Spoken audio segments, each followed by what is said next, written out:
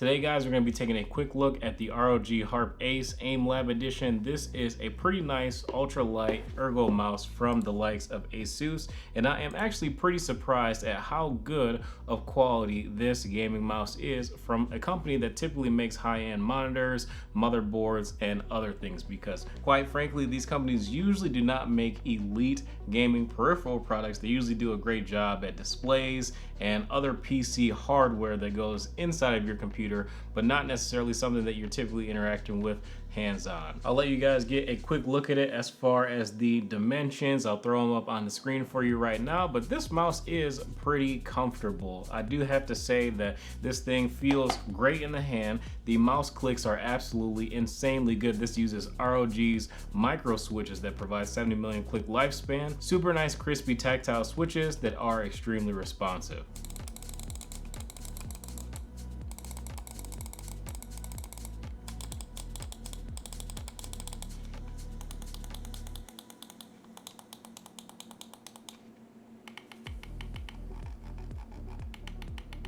Very nice buttons and scroll wheel on the mouse. I am very impressed with Asus's work on this. Now this mouse is also rocking the ROG aim point optical sensor, which goes up to 36,000 DPI. And quite frankly guys, using the ROG Harpe and using this sensor, I cannot tell the difference between this sensor and another purely based on using the mouse alone, because it would have to be actually very bad for me to notice the difference, because nowadays most of the sensors that they put in these higher end mice that are also pretty expensive, because this one is around 150 to 170 bucks. Typically, they are top tier and you will not notice big differences between mouse to mouse, but you will notice the difference in comfort, the difference in the click feel, and the difference in the quality of the mouse. So we are looking at 54 grams for this ultralight ergonomic mouse that is fairly comfortable. Now, would I say that this is the most comfortable mouse that I've used all year? But doing a quick comparison between some other ergonomic mice that I like, as well as the Logitech G Pro Superlight, this one is just a really big ambidextrous mouse. Is more of a potato shape, but the Vaxi MP01S is just another shape that has not yet been cloned. And then we also have the Pulsar X2 and X2 Mini for the Zowie EC typical type of shape, and this one I do find pretty comfortable, but you kind of lack a little bit of support right here in this area with the X-Lite. But with the Mini, since I'm not really relying on this part of the mouse for support, I do get a really nice claw grip, and I typically grip it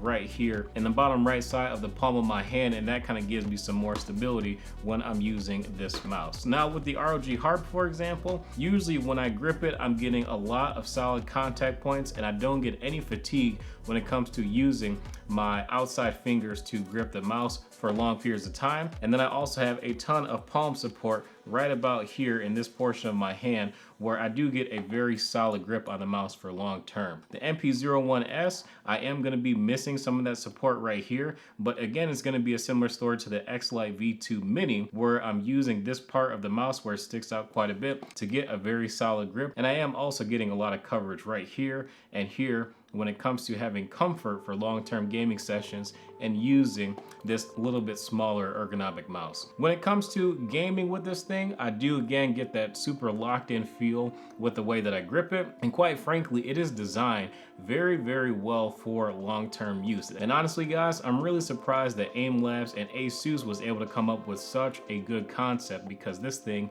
is absolutely insane to use. Even though shape-wise for uniqueness, I think I will still rather have a wireless version of the MP01S, which is probably going to be coming out at some point later this year.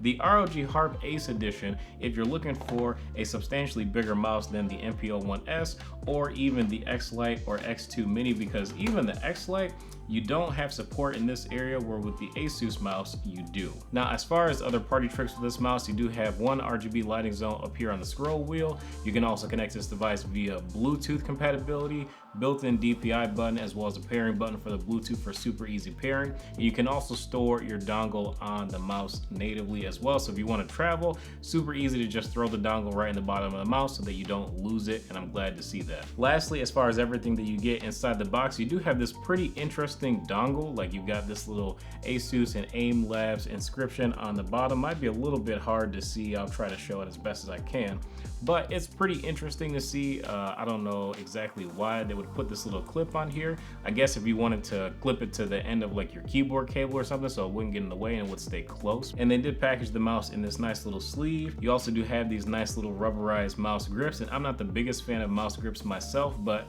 they're okay, not a big deal. Large PTFE skate for the front of the mouse if you want to use that. Personally, I didn't have any reason to want to switch out. These PTFE mouse skates work just fine. And lastly, we have the charging cable for the mouse. It is not really the most flexible, but you could definitely use it while playing and it probably wouldn't be that big of a deal, but you definitely would want to have a mouse bungee if you're going to use this most of the time. But quite frankly, just unplug your keyboard if you have USB Type-C and charge this when you're done with your gaming sessions. So that is pretty much all I have for the Asus Harpe ROG. Huge shout out to MechKeys for sending over this sample for review. That's probably why you guys notice a little bit of the Chinese language on the box, but depending on where you live, it may be a good idea to shop from MechKeys because potentially the shipping could be a little bit cheaper if they are located a lot closer to where you live. So keep that in mind. Check out the link in the description below. Thank you guys for watching this video. If you enjoyed, drop a like, subscribe to the channel if you're new. I will see you in the next video.